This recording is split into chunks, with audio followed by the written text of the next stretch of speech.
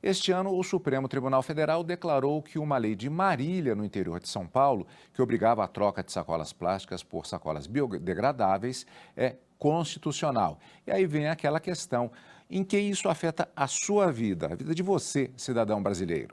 A reportagem é de Aline Barcelos.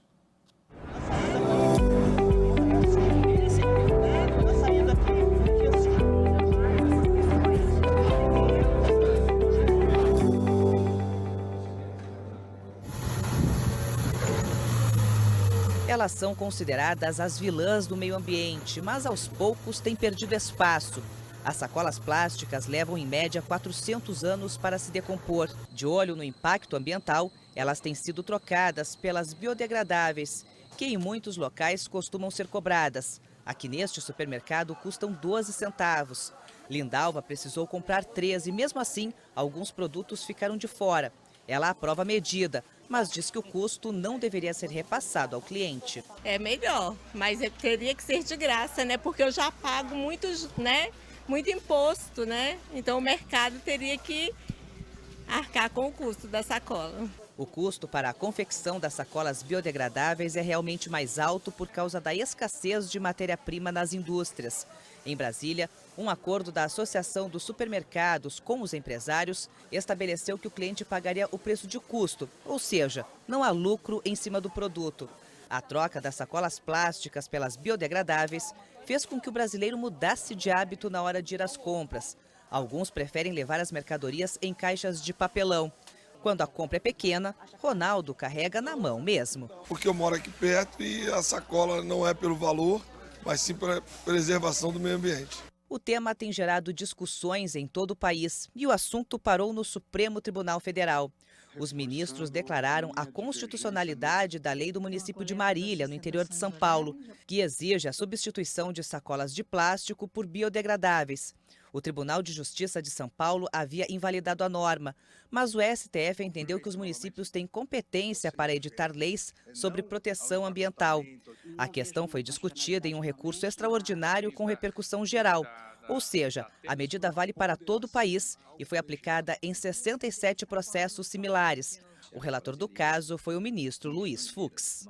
A jurisprudência desta Corte admite, em matéria de proteção à saúde do meio ambiente, que os estados e os municípios editem normas mais protetivas, com fundamento em suas peculiaridades regionais e na preponderância do seu interesse. Neste supermercado, antes mesmo da decisão do STF, o gerente já havia feito a troca.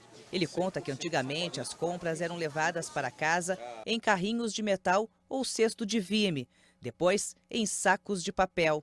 A troca pela sacola plástica veio na década de 1980 e, na época, foi considerada uma revolução pela praticidade.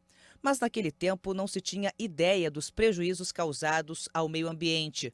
Sobre as sacolas biodegradáveis, Givanildo explica que os clientes ficaram divididos sobre o assunto, mas que hoje alguns até preferem trazer de casa a sacola retornável. Enquanto uma sacola, mesmo sendo de plástico biodegradável, ecologicamente correto, você usa 5, 6 vezes, uma sacola, as ecobags que a gente chama, você pode usar entre 100 e até 150 vezes.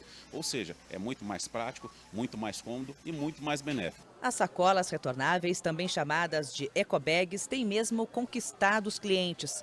Além de resistentes, tem várias estampas. Daniela diz que tem mais de 30. Costuma deixar dentro do carro e quando precisa ir às compras, nem se preocupa em ter que comprar as biodegradáveis. Eu tive que mudar o meu hábito, né? Diário, né? Porque muitas das vezes quando a gente vem, às vezes a sacola tá 30 centavos, que sacola em outros mercados varia, né? Para ser considerado biodegradável, um produto precisa ser submetido a testes que comprovem que ele se decompõe mais rapidamente que os tradicionais e também que não libera resíduos perigosos para o meio ambiente, como gases tóxicos e metais pesados. Para ambientalistas, a troca de plástico comum por biodegradáveis é uma das principais formas de preservação do meio ambiente. Dos 79 milhões de toneladas de resíduos sólidos produzidos por ano no Brasil, 17% são de plástico. Em 2020, de acordo com dados da Abrelp, Associação Brasileira das Empresas de Limpeza Pública, o volume de plástico descartado no Brasil aumentou. Foram 13 milhões e 300 mil toneladas, 15% a mais que no ano anterior. Segundo pesquisas da WWF, organização que trabalha na área de preservação da natureza, o Brasil é o quarto maior produtor de lixo plástico no mundo, logo atrás de Estados Unidos, China e Índia. Além do excesso de resíduos plásticos gerados pela população brasileira, outro grande problema é a baixa taxa de reciclagem desse lixo. E foi esse o argumento usado pelo vereador de Marília para a aprovação da lei. A reciclagem representa apenas 1,3% do lixo gerado no Brasil, muito abaixo da média mundial. Aqui em nossa cidade também não há coleta seletiva e nem incentivo do poder público para a reciclagem de plástico. Portanto, precisamos repensar em legislações que protejam o meio ambiente e nos garantam a qualidade de vida.